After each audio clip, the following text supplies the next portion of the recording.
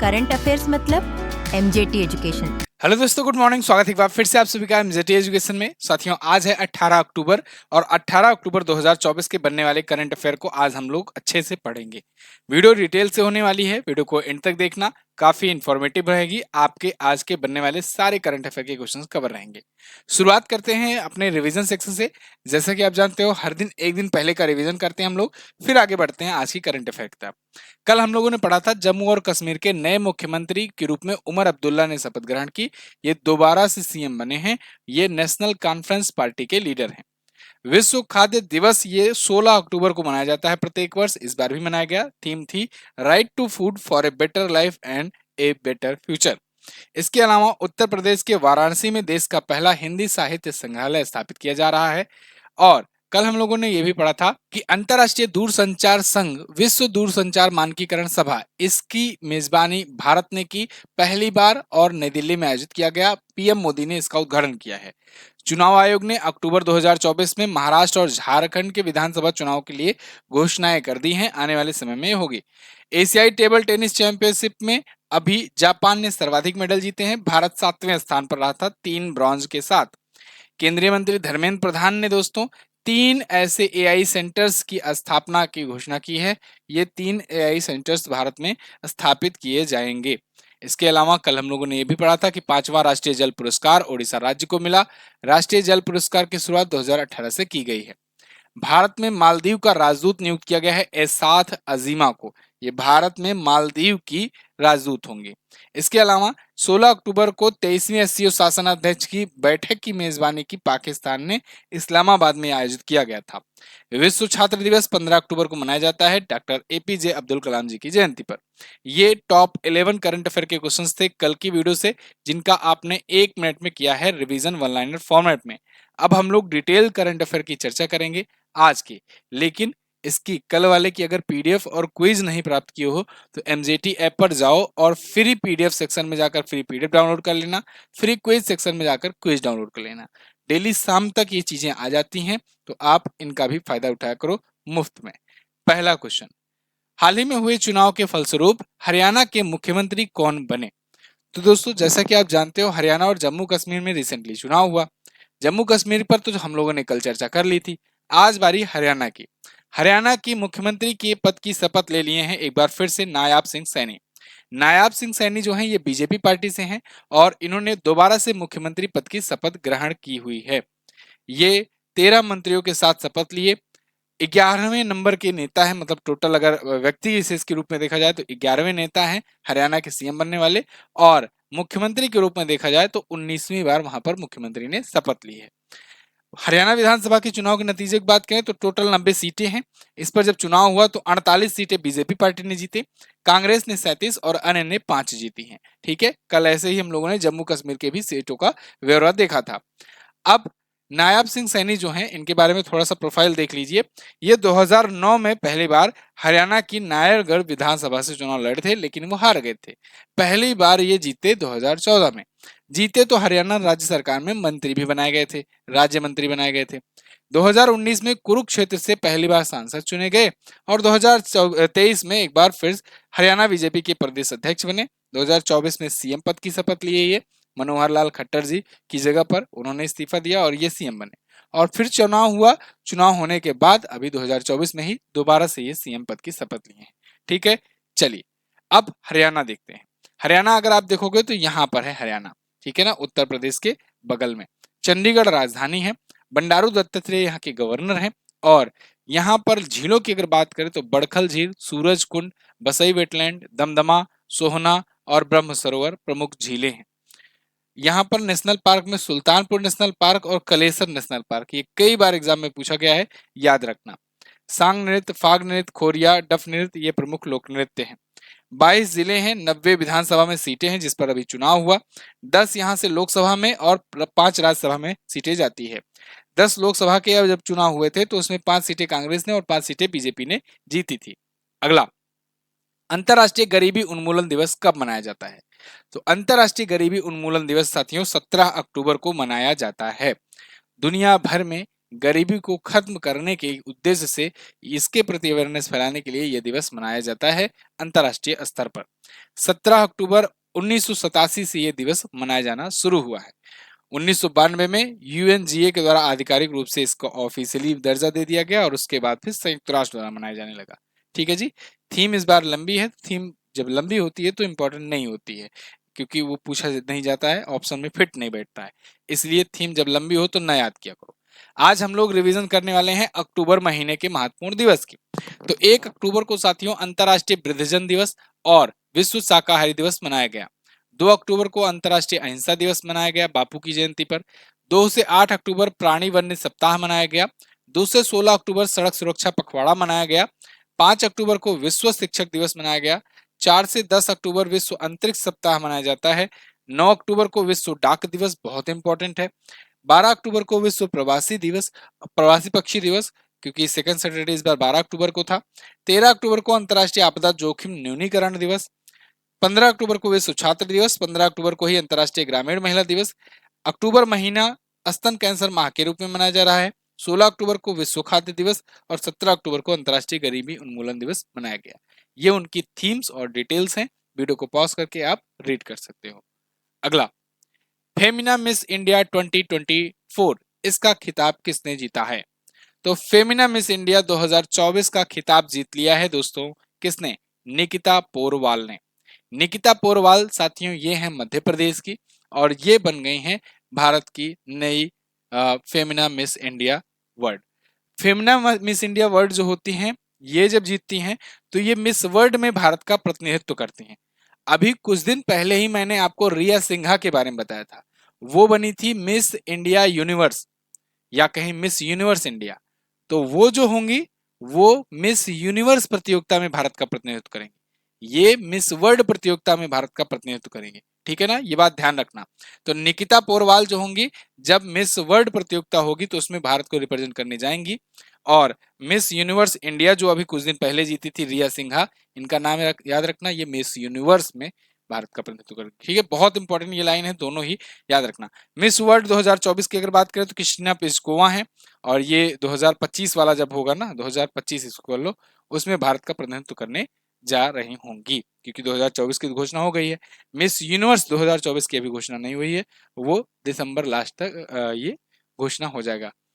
अब यहाँ पर कुछ और भी मैंने लिख रखे हैं नाम, वैसे इंपॉर्टेंट तो नहीं है, लेकिन जैसे रीजन वाइज होता है ना, जैसे कि एक तो मिस इंडिया का हुई और एक रीजन वाइज, जैसे कि नॉर्थ ईस्ट के लिए एंजेला एन मार्वेन चुनी गई हैं, इंडिया ईस्ट के लिए रिया नंदनी चुनी गई हैं, इंडिया साउथ के लिए मलीना चुनी गई हैं, इंडिया वेस्ट के लिए आरसीआर आसिफ चुनी गई हैं, इंडिया नॉर्थ के लिए सिप्ती सिंह सारंग चुनी गई हैं, लेकिन इंपॉर्टेंट नहीं, बस इंफॉर्मेशन के लिए मैंने आपको दे दिया है। अगला, उच्च न्यायालय द्वारा न्याय की देवी की नई, उच्च न्यायालय नहीं है, सर्वोच्च न्यायालय है, सर्वोच्च न्यायालय के द्वारा न्याय की देवी की नई प्रतिमा का अनावरण किया गया। इनमें से क्या परिवर्तन किया गया है? तो दोस्तों अभी सर्वोच्च न्यायालय ने जस्टिसिया की मूर्ति परिवर्तित कर दिया है। भारत में अब जस्टिसिया की मूर्ति नहीं रहेगी। जस्टिसिया कौन थी और इनकी मूर्ति क्यों लगाई गई थी, इस पर मैंने कल एक डिटेल सेशन किया था, अगर आपने नहीं देखा है तो इसको जरूर देखिए। नो मोर अंधा कानून, है ना। अब कानून अंधा नहीं होगा क्योंकि पट्टी हटा दी गई है। पहले कुछ इस प्रकार से मूर्ति हुआ करती थी न्याय की देवी की, जिन्हें जस्टिसिया कहा जाता है। ये रोम साम्राज्य से लिया गया है और दुनिया के अधिकांश देश इसको यूज करते हैं। कल की वीडियो देखोगे तो डिटेल में आपको समझ में आ जाएगा। अब इनकी जगह सुप्रीम कोर्ट ने नई मूर्ति न्याय की देवी की भारतीय वेशभूषा में, भारत के परिधान में ये लॉन्च किया हुआ है और ये अब भारत में न्याय की देवी होंगी। इनमें क्या क्या परिवर्तन किए गए हैं, तो इनमें जैसे देखो आंखों की पट्टी हटा ली गई है, तो मतलब नो मोर अंधा कानून, अब कानून अंधा नहीं होगा।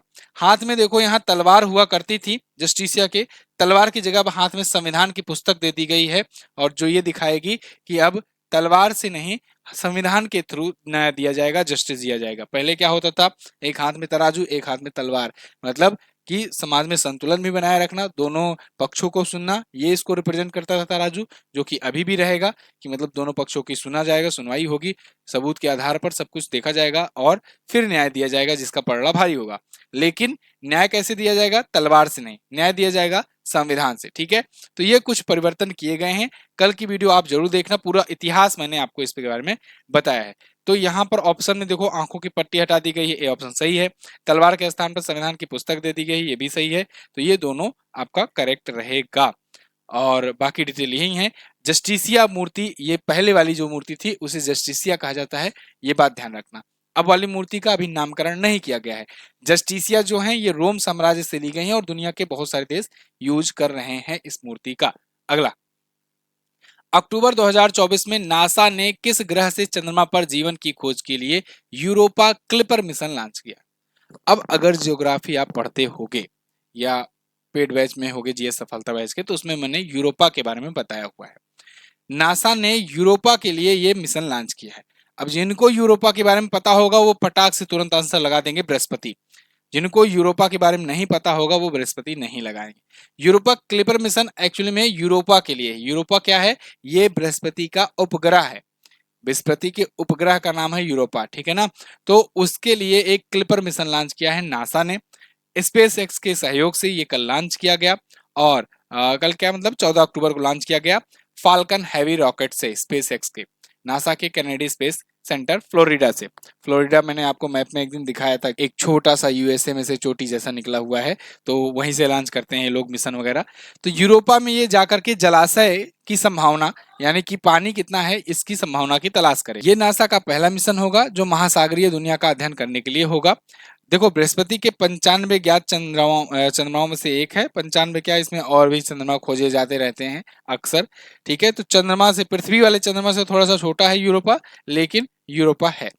अच्छा, गैनीमेड जो है, गैनीमेड उपग्रह जो है ये सबसे बड़ा उपग्रह है और ये भी है बृहस्पति का, याद रखना। अगला, हाल ही में किसको गृह मंत्रालय में विशेष सचिव आंतरिक सुरक्षा नियुक्त किया गया? तो गृह मंत्रालय में विशेष सचिव आंतरिक सुरक्षा नियुक्त किए गए हैं दोस्तों प्रवीण वशिष्ठ। प्रवीण वशिष्ठ आईपीएस अधिकारी हैं और इनको नियुक्त किया गया है मिनिस्ट्री ऑफ होम अफेयर्स में विशेष सचिव, स्पेशल सेक्रेटरी।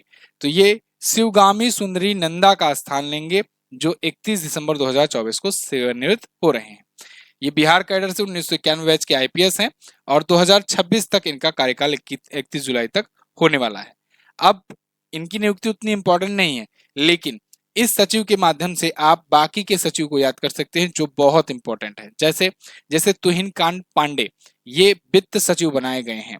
ये टीवी सोमनाथन की जगह पर आए हैं। टीवी सोमनाथन अब कैबिनेट सचिव होंगे, तो इनका दोनों का नाम याद रखना है। दीप्ति गौर मुखर्जी एमसीए सचिव हैं और गोविंद मोहन केंद्रीय गृह सचिव है। केंद्रीय गृह सचिव का नाम याद रखना। संदीप पुंडरिक को इस्पात मंत्रालय का सचिव, less important. TV Somanathan cabinet सचिव हैं। ये टीवी सोमनाथन रिपीट हो गया। चलिए, ये कैबिनेट सचिव हैं। विक्रम मिश्री अब ये विदेश सचिव हैं, इनका नाम याद रखना क्योंकि ये किसकी जगह पर आए हैं? ये किसकी जगह पर आए हैं? जो अब अमेरिका में बना दिए गए हैं विदेश भारत के सचिव, ठीक है ना। अमेरिका में भारत के राजदूत बना दिए गए हैं, तो उनका नाम क्या है कमेंट बॉक्स में बताओ। वो पहले थे विदेश सचिव, इससे पहले, है ना। कमेंट बॉक्स में बताइए। अतुल कुमार चौधरी भारतीय दूरसंचार नियामक प्राधिकरण के हैं। इंद्रपाल सिंह बृंदा ये भारतीय प्रतिस्पर्धा आयोग के सचिव हैं। तो जहां जहां मैंने स्टार लगाया है वो इंपॉर्टेंट है, उसको आपको याद रखना है। अगला, अक्टूबर 2024 में किस देश के विश्वविद्यालय ने राष्ट्रपति द्रौपदी मुर्मू जी को राजनीतिक विज्ञान में मानद डॉक्टरेट की उपाधि प्रदान की? तो अभी राष्ट्रपति द्रौपदी मुर्मू जी 3 अफ्रीकी देशों की यात्रा पर हैं। मैंने आपको अभी कुछ दिन पहले बताया था। तो अब उन देशों में से एक देश है दोस्तों अल्जीरिया, जिन्होंने अपना मानद डॉक्टरेट की उपाधि दी है राष्ट्रपति द्रौपदी मुर्मू जी को। ये हैं अपनी प्रेसिडेंट राष्ट्रपति द्रौपदी मुर्मू जी और ये अभी 3 देशों की यात्रा पर हैं। अफ्रीकी 3 देश हैं, अल्जीरिया, मॉरिटानिया और मलावी। तो ये 13 से 19 अक्टूबर तक इन अफ्रीकी देशों की यात्रा पर होंगी और ये तीनों अफ्रीकी देशों की यात्रा करने वाली पहली भारतीय राष्ट्रपति होंगी। तो वहां पर जो यूनिवर्सिटी है शहीद इहादादेन अब्देल हाफिज विश्वविद्यालय, उसके द्वारा यहाँ पर दिया गया है इनको मानद डॉक्टरेट की उपाधि। अल्जीरिया है कहाँ पर, इसको देखते हैं मैप में। तो अगर आप वर्ल्ड मैप में देखोगे तो यहाँ पर जैसे है अपना प्यारा भारत, तो यहाँ से आना है आपको अफ्रीका कॉन्टिनेंट में। अफ्रीका महाद्वीप में ऊपर ही आपको दिख जाएगा वेस्ट साइड में अल्जीरिया, ये अल्जीरिया कंट्री है। और ये बगल में आपको दिख रहा है मॉरिटानिया। तो अल्जीरिया और मॉरिटानिया जाएंगी। उसके बाद यहाँ पर एक छोटा सा देश है ना, यहाँ पर जाने वाली है। इसके नीचे है, मैं दूसरे मैप में दिखा दे रहा हूँ, यहाँ पर ये रहा, ये एक देश है मलावी। ये तीसरा देश होगा जो इनका विजिट होगा, ठीक है ना। तो अल्जीरिया, मॉरिटानिया और मलावी, ये 3 देशों की यात्रा पर होंगी, जो कि मोजाम्बिक, तंजानिया और ज़ाम्बिया के पास में है। तो अब इन 3 देशों में अभी ये कहाँ पर हैं, अभी अल्जीरिया में है, फिर यहाँ पर जाएंगे। तो यहाँ पर इनको सम्मानित किया गया है। अल्जीरिया की करेंसी अल्जीरियाई दिनार होती है। यहाँ के राष्ट्रपति हैं अब्देल मददेह जी तौबेने। राजधानी अल्जीरियस होती है। याद रखना, मुद्रा जरूर पूछी जाएगी, जरूर। हाल ही में मिली जानकारी के अनुसार किस कंपनी द्वारा भारत का पहला स्वदेशी बुलेट ट्रेन बनाया जाएगा? भारत अब खुद से बुलेट ट्रेन बनाएगा। अभी जापान की मदद से बुलेट ट्रेन का प्रोजेक्ट चल रहा है अहमदाबाद से मुंबई को लेकर के, लेकिन अब खुद से भारतीय कंपनी बनाएगी बुलेट ट्रेन, और ये कंपनी होगी BEML। BEML मैन्युफैक्चर करेगी इंडिया की पहली bullet train. 280 kilometre per hour की इसकी रफ्तार होने वाली है। BEML मतलब भारत अर्थ मूवर्स लिमिटेड, एक कंपनी है। ये इंटीग्रल कोच फैक्ट्री में इसके कोच वगैरह बनाएगी बुलेट ट्रेन के, और पूरा यहाँ पर डिजाइन करने वाली है बुलेट ट्रेन। भारत में ये 2026 के अंत तक बनकर तैयार हो जाएगा, ऐसा उम्मीद है। रेलवे बुनियादी ढांचों को सशक्त बनाने की एक व्यापक योजना है, भारत की पहल, ठीक है। भारत अर्थ मूवर्स लिमिटेड की बात करें तो स्थापना इसकी 1964 में हुई थी। हेडक्वार्टर बेंगलुरु में है। चेयरमैन और MD हैं शांतनु राय। अगला देखते हैं, हाल ही में किसको राष्ट्रीय किशोर कुमार पुरस्कार से सम्मानित किया गया? राष्ट्रीय किशोर कुमार सम्मान से दोस्तों अभी सम्मानित किया गया है किसे? राजकुमार हिरानी को। राजकुमार हिरानी आपको यहाँ पर दिख रहे हैं। राजकुमार हिरानी अपनी फिल्मों के लिए ये पहचाने जाते हैं, बहुत सारी ये फेमस फिल्में दिए हुए हैं। तो इनको अभी किशोर कुमार जी की 37वीं पुण्यतिथि के अवसर पर यह पुरस्कार दिया गया है। फिल्म मेकर राजकुमार हिरानी, ठीक है, निर्देशक और निर्माता है। खंडवा मध्य प्रदेश में पुरस्कार दिया गया है। 1997 से ये पुरस्कार दिया जाता रहा है किशोर कुमार जी की पुण्यतिथि पर। क्लियर है? आज का लास्ट क्वेश्चन, अक्टूबर 2024 में औषधि नियामक प्राधिकरण की 19वीं अंतर्राष्ट्रीय सम्मेलन यानी ICDRA बैठक का आयोजन कहाँ किया गया? तो इसका आयोजन किया गया नई दिल्ली में। यहाँ पर देखिए आर्टिकल है, श्री जगत प्रकाश नड्डा जी यूनियन मिनिस्टर हैं जो कि हेल्थ एंड फैमिली वेलफेयर के। इन्होंने 19वां कॉन्फ्रेंस किया है ड्रग रेगुलेटरी अथॉरिटी का, और ये 14 से 18 अक्टूबर तक आयोजित किया गया for the first time in the India, ठीक है। तो ये जगत प्रकाश नड्डा जी जो कि स्वास्थ्य मंत्री हैं, इन्होंने इसका उद्घाटन किया है। WHO के सहयोग से आयोजित किया जा रहा है। थीम है इसकी स्मार्ट विनियमन, सभी के लिए गुणवत्ता सुनिश्चित चिकित्सा उत्पाद प्रदान करना। 2022-20 में इसकी मेजबानी करना था, लेकिन 2020 में कोविड था, इस वजह से भारत में मेजबानी नहीं की थी। पहली बार इस आयोजन की मेजबानी अब जाकर के कर रहा है भारत, ठीक है। फुल फॉर्म मैंने आपको बता ही दिया। अगला, अब इसकी मेजबानी हर 2 वर्षों में एक बार होती है, ठीक है ना। तो ये थे आज के दिन के top 10 current affair question. I hope आपको वीडियो पसंद आई होगी। अगर पसंद आई है तो वीडियो को लाइक कर देना और शेयर कर देना। वीडियो को लाइक और शेयर आप लोग करना आप भूल जाते हो। लाइक कर दिया करो, एक कमेंट छोड़ दिया करो, है ना। जो क्वेश्चन मैं पूछा करूं उसका जवाब दे दिया करो। और मैंने अभी आपसे पूछा था कि अमेरिका में राजदूत कौन है भारत के, तो आप बताइएगा विनय मोहन क्वात्रा, ठीक है ना। ये पहले विदेश सचिव थे, अब अमेरिका में भारत के राजदूत हैं। संकल्प बैच जिनको ज्वाइन करना है वो ज्वाइन कर सकते हैं। करंट अफेयर स्टैटिक जीके का बैच है, 100% बाइलिंगुअल बैच है ये। टॉपिक वाइज क्लासेज आती हैं इसमें, डिटेल क्लास नोट्स मिलती है। 12 महीनों की ई बुक आपको दी जा रही है। 30+ स्टैटिक जीके के क्वेश्चन और मंथली मॉक टेस्ट दिया जा रहा है लाइफ टाइम वैलिडिटी के साथ। आप इस बैच को ज्वाइन कर सकते हो करंट अफेयर का अपना संपूर्ण एनालिसिस करने के लिए, संपूर्ण तैयारी करने के लिए। MJT ऐप पर यह बैच अवेलेबल है, आप वीडियो कोर्स सेक्शन में जाकर इसे परचेज कर सकते हो। अर्जुन बैच NTPC के लिए है, NTPC वालों के लिए आप ये बैच ज्वाइन कर सकते हैं। कल मैंने पूछा था ATP संघाई मास्टर्स टेनिस टूर्नामेंट कहाँ आयोजित किया गया, तो संघाई मास्टर्स है तो संघाई चाइना में है, तो चाइना में आयोजित किया गया। भारतीय तटरक्षक बल दिवस कब मनाते हैं, तो 1 फरवरी को मनाते हैं, ठीक है ना। अब आज आपको क्या बताना है कि कितने वर्षों के बाद केंद्र शासित प्रदेश जम्मू कश्मीर से राष्ट्रपति शासन हटाया गया। दूसरा क्वेश्चन, 8वीं भारतीय मोबाइल कांग्रेस की थीम क्या है? बताइएगा दोनों क्वेश्चन इंपॉर्टेंट है, दोनों के बारे में जो भी पता हो डिटेल से जरूर आंसर करना। मिलता हूँ अगली वीडियो में, तब तक के लिए नमस्कार, जय हिंद, वंदे मातरम।